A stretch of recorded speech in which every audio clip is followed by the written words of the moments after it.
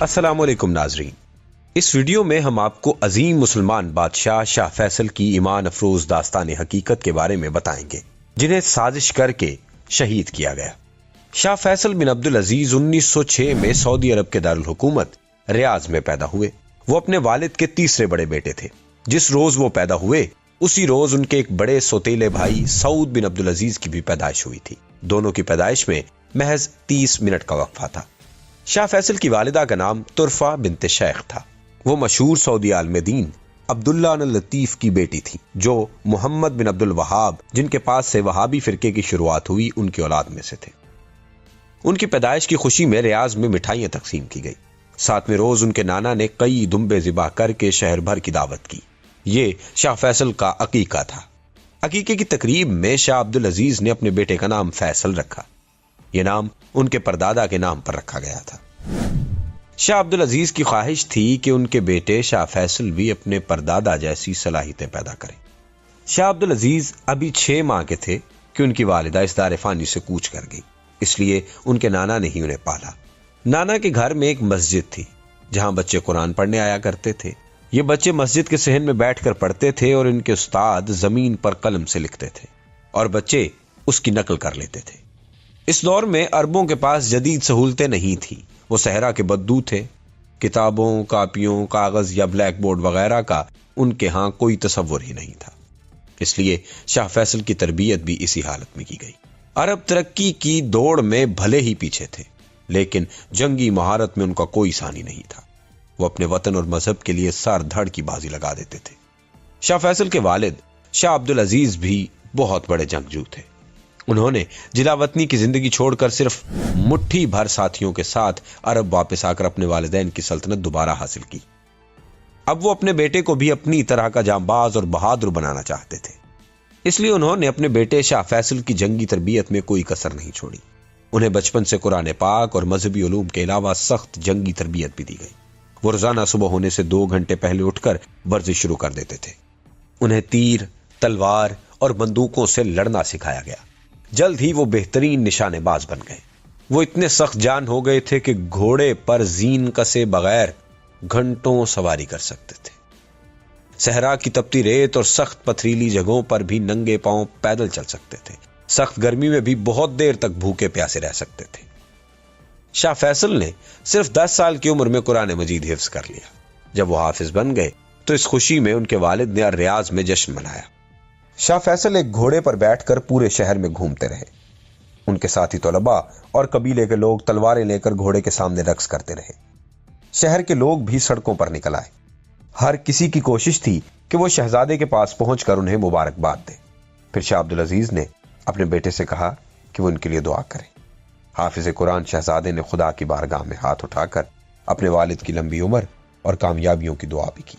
شاہ عبدالعزیز نے اپنے بیٹے کو انعام میں جو پیسے دیے وہ انہوں نے اپنے استاد کو دے دیے، کیونکہ وہی اس انعام کے صحیح حقدار تھے۔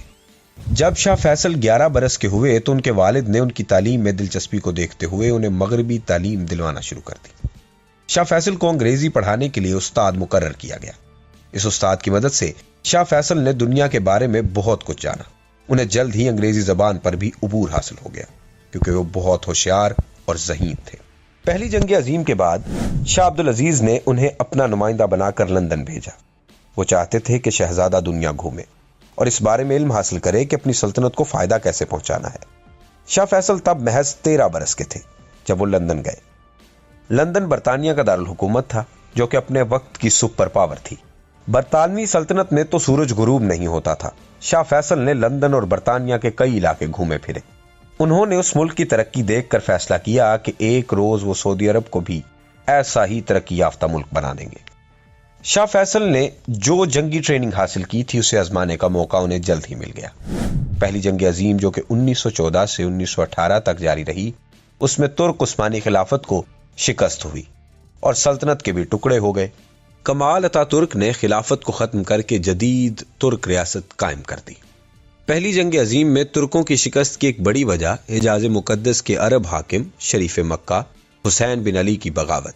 اس نے پہلی جنگ عظیم کے دوران انگریزوں کے ایجنٹ لانس آف عربیہ کے ساتھ مل کر ترکوں سے بغاوت کی تھی۔ اس طرح ترکوں کی پیٹھ میں خنجر گھونپ دیا گیا۔ یہ شخص خود مسلمانوں کا خلیفہ بننا چاہتا تھا۔ برطانیہ بھی اسی سے ہی حلف لینا چاہتا تھا، کیونکہ اس طرح وہ دنیا بھر کے مسلمانوں کو اپنے کنٹرول میں لا سکتا تھا۔ لیکن مسلمان ترکوں کے غدار اور انگریزوں کے ایک ایجنٹ کو کسی طور بھی اپنا خلیفہ ماننے پر تیار ہی نہیں تھے۔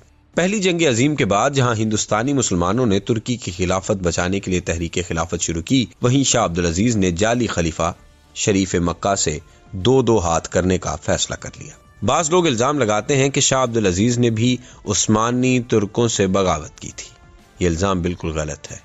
عثمانی ترک شاہ عبدالعزیز اور ان کے خاندان کے شروع سے ہی بدترین دشمن رہے۔ 18ویں صدی سے ہی ان کے درمیان جنگ و جدل کا سلسلہ جاری تھا۔ آل سعود نے کبھی بھی عثمانیوں کی بالادستی قبول نہیں کی تھی اور کبھی ان کے ماتحت بھی نہیں رہنا چاہتے تھے۔ یہ سچ ہے کہ وہ عثمانیوں کے خلاف برطانیہ کے اتحادی تھے اور ان سے اسلحہ بھی لیتے تھے، لیکن برطانیہ شاہ عبدالعزیز سے زیادہ ہاشمیوں کا اتحادی تھا۔ جب آل سعود ہاشمیوں سے جنگ چھیڑتے تھے تو برطانیہ ان کا اسلحہ روک لیتا تھا۔ ویسے بھی عثمانیوں کو دھوکہ تو شریف مکہ اور ان کے ہاشمی خاندان نے دیا تھا۔ ان کا خاندان عثمانی ترکوں سے وفاداری کا حلف اٹھا چکا تھا اور سینکڑوں برس سے عثمانیوں کے ماتحت تھا، لیکن شریف مکہ نے 1916 میں عثمانیوں سے بغاوت کی تھی اور ان سے مکہ مدینہ چھیننے کے علاوہ عراق اور اردن پر بھی ان کا قبضہ کروایا تھا۔ ہاشمی اور آل سعود کے درمیان دشمنی کی ایک وجہ یہ بھی تھی کہ شریف مکہ نے آل سعود کی حج پر پابندی لگا دی تھی۔ آل سعود کی سلطنت، جسے نجد کی سلطنت کہا جاتا ہے، اس میں رہنے والا کوئی شخص حج نہیں کر سکتا تھا، اس لیے شاہ عبدالعزیز نے ہاشمیوں کے خلاف اعلان جنگ کر دیا۔ انہوں نے امت مسلمہ کو ایک پیغام بھی جاری کیا جس میں لکھا تھا کہ شریف مکہ اپنے رعایا پر ظلم کرتے، اس لیے وہ خلافت کے اہل نہیں ہیں۔ آل سعود امت مسلمہ کی طرف سے شریف مکہ کی ناجائز اور ظالمانہ خلافت کا تختہ الٹ دیں گے۔ یہ پیغام ان کے بیٹے شاہ فیصل کی مبارک ہاتھوں سے تحریر کیا گیا۔ شاہ فیصل اس وقت تک اپنی سفارتی اور جنگی صلاحیتوں کا لوہا منوا چکے تھے۔ ایک طرف 13 برس کی عمر میں لندن جا کر انہوں نے برطانیہ کو ہاشمیوں کی مدد سے روک دیا تھا، پھر 4 برس بعد 17 برس کی عمر میں انہوں نے حجاز کی ہاشمی سلطنت کے جنوب میں اسیر کی سلطنت پر 6000 جوانوں کے ساتھ حملہ کیا تھا۔ نوجوان شاہ فیصل کی یہ مہم شاندار کامیابی سے ہمکنار ہوئی۔ انہوں نے اسیر کو فتح کر کے اپنے والد کی سلطنت کا حصہ بنا لیا۔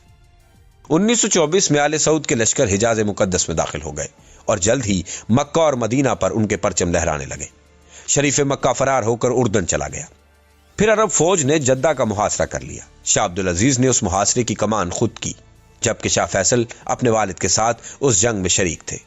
جدہ میں مسحور ہاشمیوں نے 1 سال کے محاصرے کے بعد ہتھیار ڈال دیے۔ یوں شریف مکہ کی جعلی خلافت اپنے منطقی انجام کو پہنچ گئی۔ شاہ عبدالعزیز چاہتے تو حجاز مقدس ملنے کے بعد خلیفہ بن سکتے تھے، لیکن انہوں نے ایسا کچھ نہیں کیا۔ انہوں نے شاہ فیصل کو حجاز مقدس کا گورنر مقرر کیا۔ شاہ فیصل نے گورنر کی حیثیت سے ہاشمی دور میں رائج بدعتوں کا خاتمہ کر کے حجاز مقدس کا اسلامی تشخص بحال کیا، جو آج بھی قائم ہے۔ ہاشمی دور میں مصر سے ہر سال غلاف کعبہ تیار کر کے مکہ بھیجا جاتا۔ مصری لوگ ناچتے گاتے ہوئے یہ غلاف لے کر کعبہ تک پہنچتے۔ شاہ فیصل نے اس بدعت کا خاتمہ کر کے غلاف کعبہ کی تیاری کا کام حجاز میں ہی شروع کروا دیا۔ 1932 میں شاہ عبدالعزیز نے اپنی سلطنت کو سعودی عرب کا نام دے دیا۔ حجاز میں شاہ فیصل نے گورنر کی حیثیت سے حجاز مقدس کی سعودی سلطنت میں شامل ہونے کا اعلان کیا اور الحاق کے دستاویز پر سائن کر دیے۔ ناظرین کرام، شاہ فیصل سعودی عرب کے وزیر خارجہ بھی مقرر ہوئے۔ اس حیثیت سے انہوں نے روس کا بھی دورہ کیا تھا اور وہاں دیکھا تھا کہ کیسے تیل کی دولت سے روس دولت سمیٹ رہا ہے۔ وہ اپنے ملک کو بھی ایسی دولت سے مالا مال کرنا چاہتے تھے۔ انہیں معلوم تھا کہ ان کے ملک میں تیل کے بہت سے ذخیرے موجود ہیں، لیکن کوئی تلاش کرنے والا نہیں ہے۔ شاہ فیصل کے کہنے پر ان کے والد شاہ عبدالعزیز نے امریکی کمپنیوں کو سعودی عرب میں بڑے پیمانے پر تیل کے ٹھیکے دیے۔ ان میں سب سے بڑی کمپنی امریکہ کی اسٹینڈرڈ آئل آف کیلیفورنیا تھی۔ اس کمپنی نے 1933 میں سعودی عرب سے تیل کی تلاش کا معاہدہ کیا۔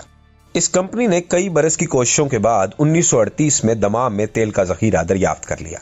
تیل کے دریافت سے سعودی عرب کو بے تحاشا دولت ملی، جسے آل سعود مالا مال ہو گئے۔ اس دولت کی وجہ سے شاہی خاندان کے کچھ لوگ عیش و عشرت میں پڑ گئے، لیکن شاہ فیصل عیش و عشرت کے قریب بھی نہیں گئے۔ وہ شراب و شباب سے دور رہتے تھے۔ انہوں نے کبھی نماز نہیں قضا کی تھی۔ ان میں غرور نام کی کوئی چیز نہیں تھی اور وہ نمود و نمائش سے دور رہتے تھے۔ ان کی کردار کشی کے لیے جھوٹی کہانیاں بنائی گئی، لیکن یہ کبھی ثابت نہیں ہوئی۔ شاہ فیصل وزیر خارجہ کے طور پر ایک بار ہندوستان بھی آئے تھے اور کراچی میں وہ قائد اعظم سے بھی ملے تھے۔ شاہ فیصل نے پاکستان کے قیام کی مکمل حمایت بھی کی تھی۔ وہ امت مسلمہ کو ایک پلیٹ فارم پر اکٹھا کرنا چاہتے تھے۔ ان کی تجربہ کار نظروں نے دیکھ لیا تھا کہ عالمی طاقتیں فلسطین میں یہودی ریاست قائم کرنا چاہتی ہیں۔ شاہ فیصل نے اس کی بھرپور مخالفت کی۔ وہ اسلامی دنیا کی پہلی بڑی شخصیت تھے جس نے یہ بھانپ لیا تھا کہ امریکہ مسلمانوں کا دوست نہیں ہو سکتا۔ اگرچہ ان کے والد شاہ عبدالعزیز امریکہ کے ساتھ دوستی بڑھا رہے تھے اور سعودی عرب میں انہیں فوجی اڈے بھی دے رہے تھے، شاہ فیصل بھی اپنے والد کی وجہ سے کھل کر امریکہ کی مخالفت تو نہیں کر سکے، لیکن وہ دبے لفظوں میں احتجاج ضرور کرتے تھے۔ لیکن ایک موقع پر انہوں نے امریکہ پر اعتماد کرنے کی غلطی کر لی، پھر یہ غلطی انہیں بہت مہنگی پڑی۔ اس غلطی کے بارے میں جاننے کے لیے شاہ فیصل کی اگلی قسط کا انتظار کریں۔ اس ویڈیو کو لائک اور شیئر کر دیں، چینل کو سبسکرائب کر دیں